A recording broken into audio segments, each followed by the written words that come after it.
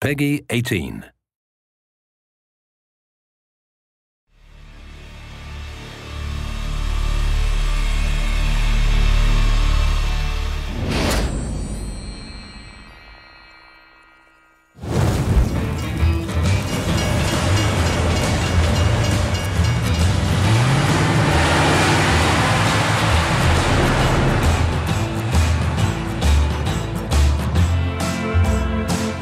The ambition with the cutscenes is to make every single scene interesting enough in itself as something that the player would want to see. You can watch them, you get like an introduction to the level, you understand the characters a little bit more, and then you go on with the game.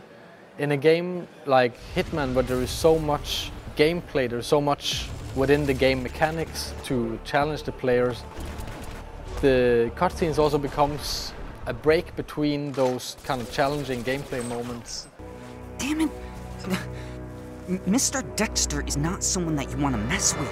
I think cutscenes are getting better and better. They're actually much, much better at using the language of cinematography and of like movie storytelling and making compelling stories and characters. And this is just a natural evolution in games to lean on what we've learned from cinema. We're actually treating it like a classical movie. We're trying always to have like these, really slow dolly moves and shooting from outside the doorway into the room and trying to have this like subtle treatment of it, and it actually works really well. We have like an awesome team of animators and environment artists and lighting and comping and the composers and sound designers. I mean, a lot of people are working really hard on making them. All right, what is it worth to you?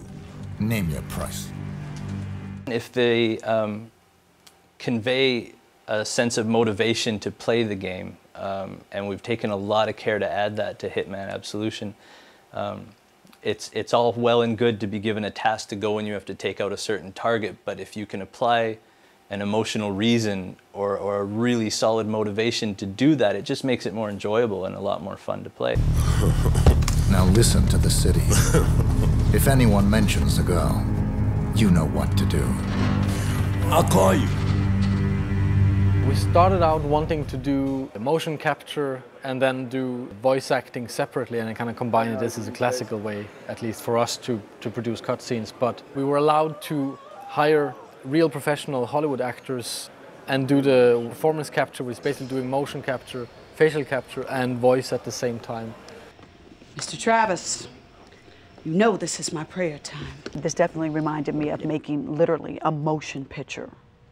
And that it's like very beautiful, very clear, and I think that it's a wonderful aspect that they've added to the video game. The basics of motion capture is that we have a series of cameras placed around a room and they record optically these little markers that are placed on actors. And it triangulates the data in the space and records movement, and we cover the actors with all of these and we can tell where their arms and legs and torsos are in space. And that gets applied to the skeletons of the characters. Where performance capture comes in is similar, but on a far more subtle level. We had a helmet-mounted camera and used that as reference for keyframing. You have to marker up the face.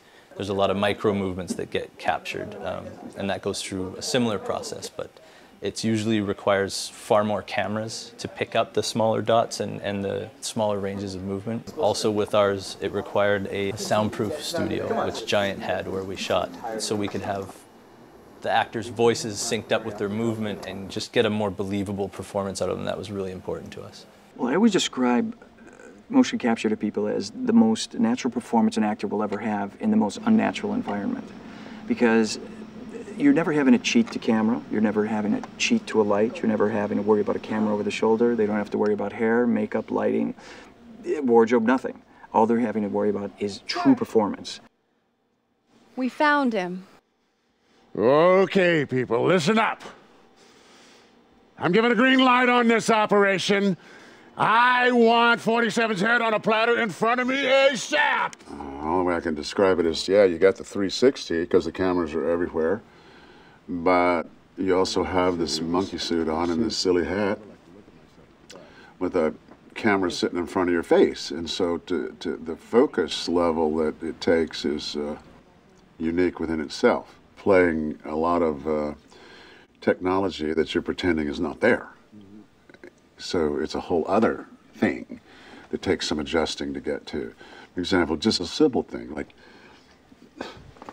see this thing right in front of your face? It's very hard to focus on the other actor if that's there, and like this character smokes. So just technically, you can't bring a cigarette up because you smack into that camera, so you have to find a way that looks cool and goes in there and does it. So it was challenging.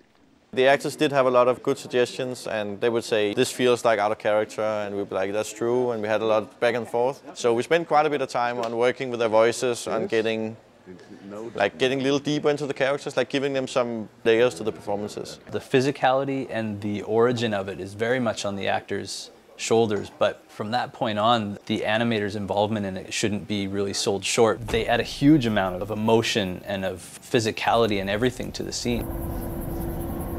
Wait. I heard you. You want me to snatch some chick?